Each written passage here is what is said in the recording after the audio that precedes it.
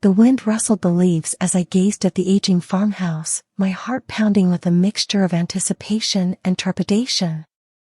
My name is John, a young man desperate for work and seeking refuge from my own troubles.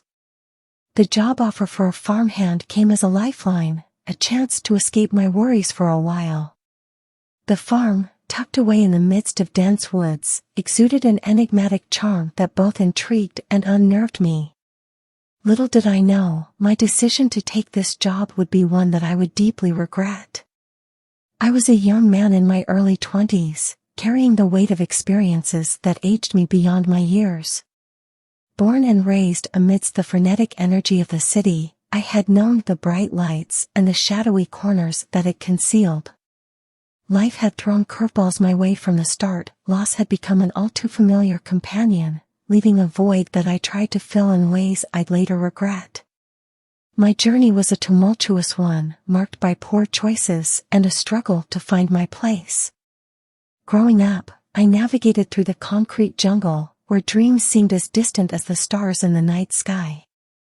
But my dreams had been overshadowed by a growing darkness within me.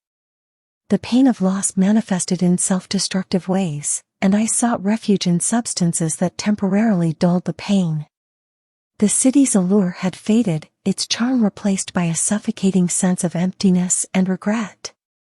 It was in this state of brokenness that fate guided me to a glimmer of hope, a newspaper advertisement for a farmhand position. The idea of leaving the urban chaos behind and embracing the tranquility of a rural life held an undeniable appeal. With little more than the clothes on my back and a flicker of optimism, I embarked on a journey to a remote farm in a distant state, seeking a fresh start and a chance at redemption. The farm, nestled far from the city's chaos, promised a clean slate. Its vast landscapes and open skies seemed like a canvas upon which I could paint a new story. The labor-intensive work, the connection to the earth, they felt like steps towards healing, a chance to rebuild what had been shattered.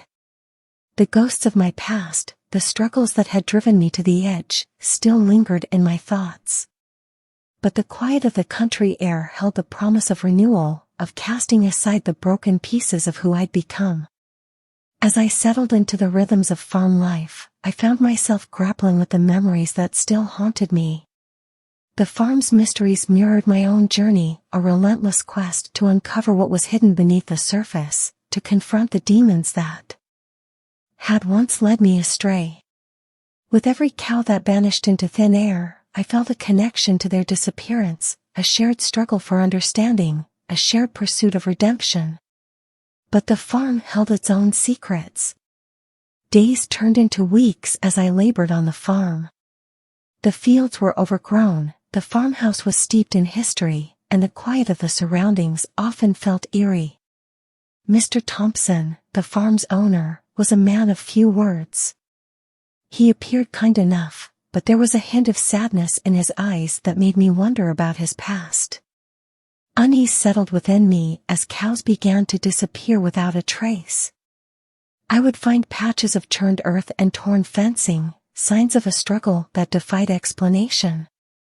Mr. Thompson dismissed my concerns, attributing the disappearances to wolf attacks that were common in the area. But the marks left behind were too strange, too organized, to be the work of mere wolves. One evening, after another cattle had vanished, I decided to broach the topic with Mr. Thompson. I found him near the tool shed, tinkering with some equipment. "Mr. Thompson, I've been noticing something strange," I began tentatively. He looked up, his expression attentive. "Oh. What is it, John?" I gestured toward the field. "The cattle, sir. The marks left behind, they don't look like typical wolf attacks.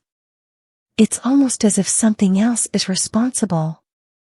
Mr. Thompson wiped his hands on a rag and regarded me with a mixture of understanding and hesitation. "John, I've been farming these lands for a long time. I've seen unusual things happen from time to time. But it's important not to let our imagination run wild." I frowned, still troubled by what I'd seen. I understand, but these marks, they're not like anything I've seen before. He sighed, his expression pensive. Sometimes, things happen that we can't explain. We make up stories to fill in the gaps. But remember, it's best not to jump to conclusions. Determined to unravel the mystery, I took it upon myself to investigate. One moonlit night, I hid in the shadows, hoping to catch a glimpse of whatever was responsible for the disappearing cattle. The air grew cold, and a hushed silence enveloped the farm. And then, as if emerging from a nightmare, I watched in shock as bright lights, bluish-white and pulsating, illuminated the field. The air buzzed with an otherworldly energy, sending shivers down my spine. The source of the light came into focus, a sleek, metallic craft of indescribable design, hovering just above the ground. Its surface seemed to shift and change, reflecting the moonlight in a mesmerizing dance. I crouched behind a tree, my heart hammering in my chest. My breath caught as a group of tall, shadowy figures materialized near the craft. Their limbs were long and sinewy, their movements graceful yet alien.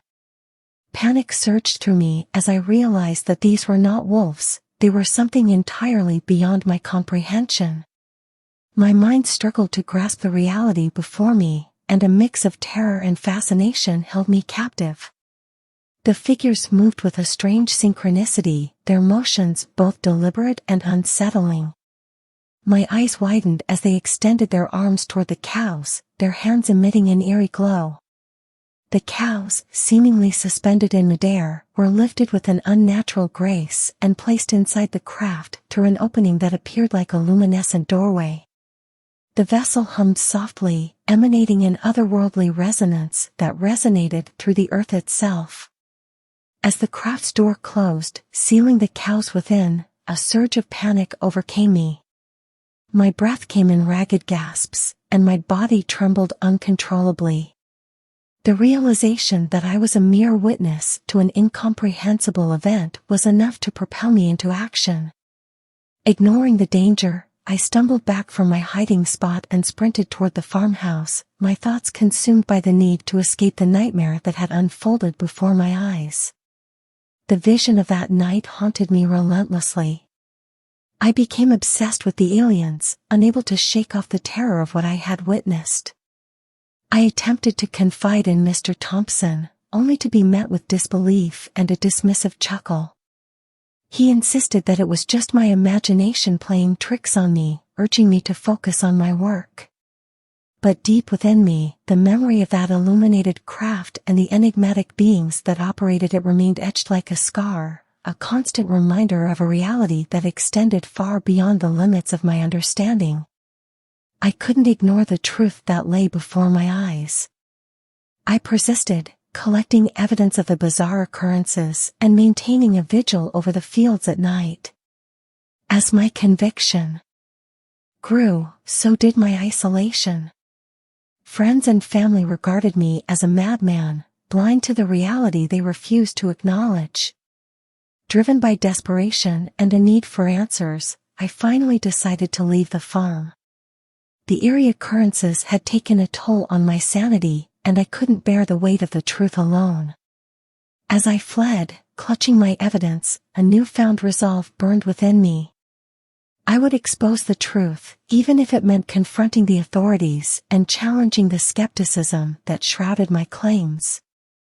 I presented my evidence to the authorities, hoping that this time they would see reason. But their investigation yielded no conclusive results. The farm appeared untouched, and my claims were dismissed once again.